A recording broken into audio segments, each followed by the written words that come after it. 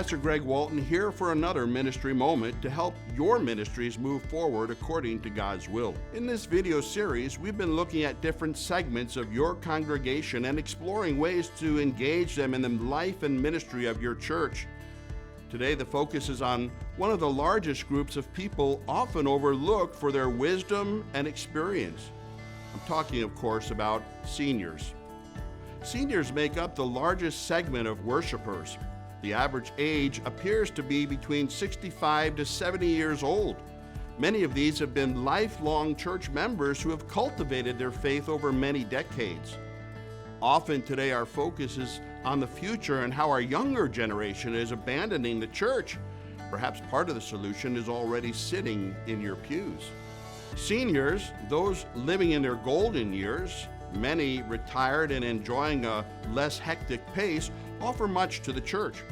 While it's true that there are more distractions to keep seniors busy these days, from pickleball and golf to cruises and excursions, these men and women have an accumulated wisdom and a breadth of experience which can bless the church. Many seniors want to leave a legacy and make a difference while they still have time. Here are a few things to consider as you look for ways to engage your seniors. First, seniors make excellent volunteers. They often have untapped gifts and skills, expertise from their past occupation, and many life experiences, both good and bad, to benefit the church. Invite them to serve on a board, either as a member or maybe even as an advisor. Encourage them to be involved, but not to own the ministry, simply to serve it. Seniors often have more time without the pressures of the daily job grind, multiple family activities, and financial burdens. True, they may have limitations in availability due to health concerns, and yet with a bit of creativity, any senior can volunteer. I recently worked with an elderly gentleman who is homebound. He now writes cards and notes to members of the congregations for birthdays, anniversaries, and encouragement. It may be a small thing, but not to those who receive one. Volunteer seniors can offer great wisdom from experiences which will bless the church. All it requires is listening and engaging them. Another way to consider engaging your seniors is to use them as mentors. Line them up with specific emerging leaders and allow seniors to pour into these up-and-coming leaders.